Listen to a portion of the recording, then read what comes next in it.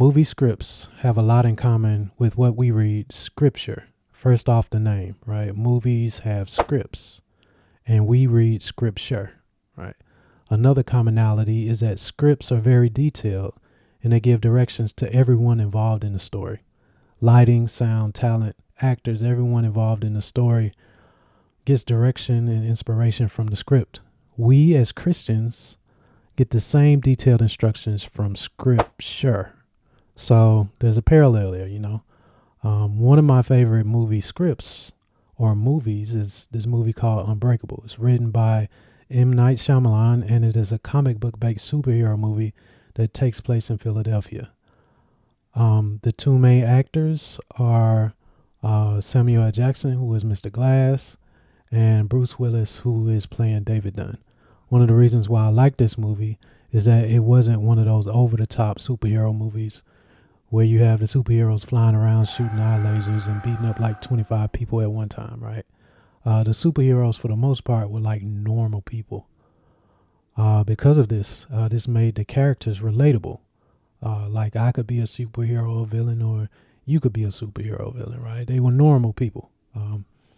So one of the most important scenes in this movie is at the end of the movie when the bad guy is revealed or unsealed, right?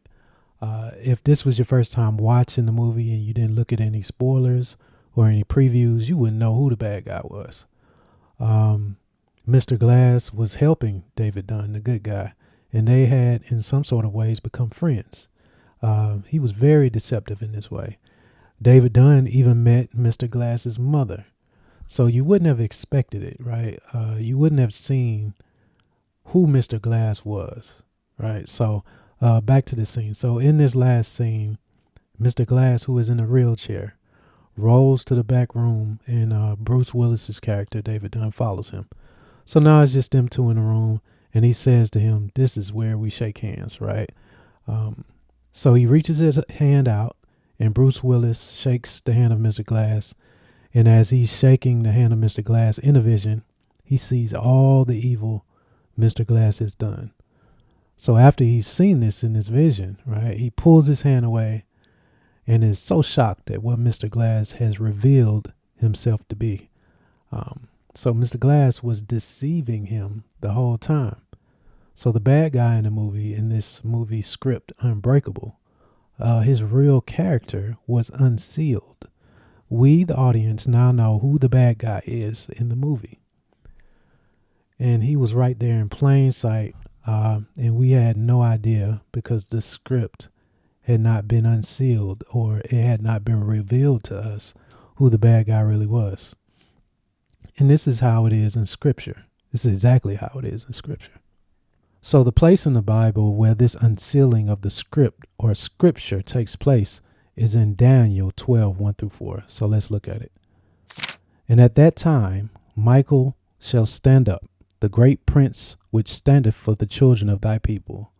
And there shall be a time of trouble, such as never was since there was a nation, even to that same time. And at that time thy people shall be delivered, every one that shall be found written in the book. And many of them that sleep in the dust of the earth shall awake, some to everlasting life, some to shame and everlasting contempt. And they that be wise shall shine as the brightness of the firmament, and they that turn many to righteousness as the stars forever and ever. But thou, O Daniel, shut up the words and seal the book, even to the time of the end. Many shall run to and fro, and knowledge shall be increased." So as you can see, right, the angel tells Daniel to seal the book until the time of the end. Just like the example I gave in the movie Unbreakable, the unsealing happens at the end of the movie. In Scripture, the unsealing happens at the time of the end. So in this time of the end, the Lord gave us two details in this passage. The two details are many shall go to and fro, and knowledge shall be increased. So the first is to and fro.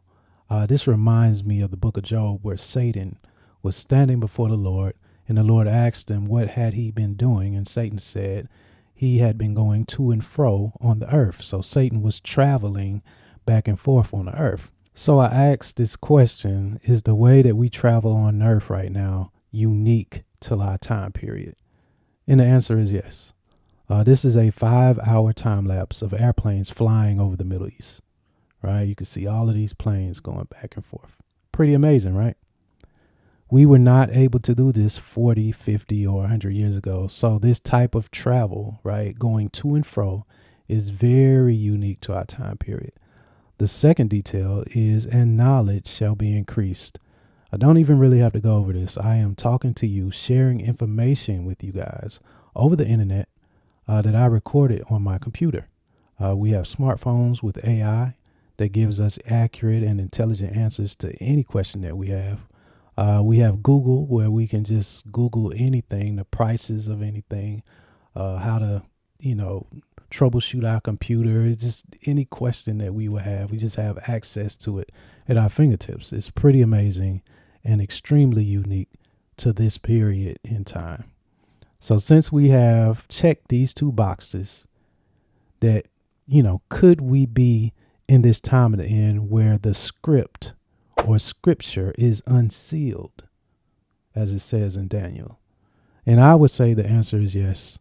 But we're going to keep digging, and we're going to find out what is unsealed to us, right?